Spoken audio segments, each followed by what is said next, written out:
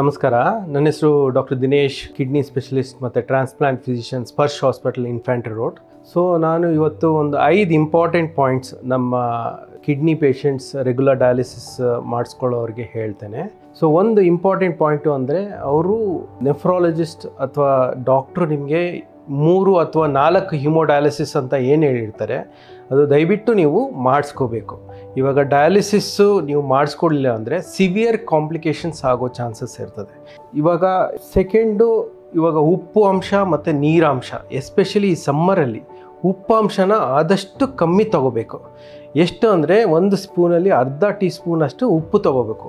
ಅದರಿಂದ ಏನಾಗುತ್ತೆ, BP ಕಂಟ್ರೋಲಲ್ಲಿರುತ್ತೆ, ನೀರು ಜಾಸ್ತಿ ಆಗೋದಿಲ್ಲ ಮತ್ತು ಡಯಾಲಿಸಿಸಲ್ಲಿ ಈಸಿಯಾಗಿ ನೀರನ್ನ ತೆಗಿಬೋದು. ಇದರಿಂದ ಕಾಂಪ್ಲಿಕೇಶನ್ಸ್, ಕ್ರ್ಯಾಂಪ್ಸ್ ಬರೋದು, BP ಡ್ರಾಪ್ ಆಗೋದು ಇವೆಲ್ಲ ಇರೋದಿಲ್ಲ. 3ನೇದು ರೆಗ್ಯುಲರ್ ಟೆಸ್ಟ್ ಮಾಡಿಸ್ಬೇಕು. ಪ್ರತಿ ತಿಂಗಳು ಮತ್ತು ಪ್ರತಿ 3 ತಿಂಗಳು ಮತ್ತು ಎವ್ರಿ ಇಯರ್ ಸ್ವಲ್ಪ ಟೆಸ್ಟ್ಗಳು ಇರ್ತದೆ, ಅದು ವೆರಿ ಇಂಪಾರ್ಟೆಂಟ್. ಅದು ಮಾಡಿಸ್ಬಿಟ್ಟು ನೀವು ಕಿಡ್ನಿ ಸ್ಪೆಷಲಿಸ್ಟ್ಗೆ ತೋರಿಸ್ತಾ ಇದ್ದರೆ ಕ್ವಾಲಿಟಿ ಆಫ್ ಲೈಫು ಚೆನ್ನಾಗಿರುತ್ತೆ ಮತ್ತು ಲಾಂಜಿವಿಟಿನೂ ಚೆನ್ನಾಗಿರುತ್ತೆ. 4ನೇದು, ನೀವು ಅಡ್ವಾನ್ಸ್ಮೆಂಟ್ ಹಿಮೋಡಯಾಲಿಸಿಸ್ನ ತಿಳ್ಕೋಬೇಕು.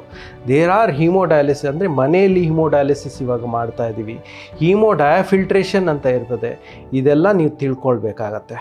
5ನೇದು, ಕಿಡ್ನಿ ಸೇಫ್ ಡಯಟ್ ಅಂತ ಹೇಳ್ತೀವಿ. ಸ್ವಲ್ಪ ಫುಡ್ಡಲ್ಲಿ ಪೊಟ್ಯಾಷಿಯಮ್ ಮತ್ತು ಫಾಸ್ಫರಸ್ ಜಾಸ್ತಿ ಇರ್ತದೆ. ಈ ಫುಡ್ನ ನೀವು ಆದಷ್ಟು ಕಮ್ಮಿ ತೊಗೋಬೇಕು. ಅದಕ್ಕೆ ನೀವು ಡಯಟಿಷಿಯನ್ ಅಥವಾ ಕಿಡ್ನಿ ಸ್ಪೆಷಲಿಸ್ಟ್ಗೆ ನೋಡಿಸ್ಬೇಕಾಗತ್ತೆ. ಇಷ್ಟು 5 ಪಾಯಿಂಟ್ ನೀವು ತಿಳ್ಕೊಂಡ್ರೆ ನಿಮಗೆ ಡಯಾಲಿಸಿಸ್ ಸ್ಮೂತಾಗಿ ಆರಾಮಾಗಿ ಡಯಾಲಿಸಿಸ್ ಮಾಡಿಸ್ಕೊಂಡು ಲಾಂಜಿವಿಟಿ, ಕ್ವಾಲಿಟಿ ಆಫ್ ಲೈಫ್ ಚೆನ್ನಾಗಿರುತ್ತೆ. Thank you.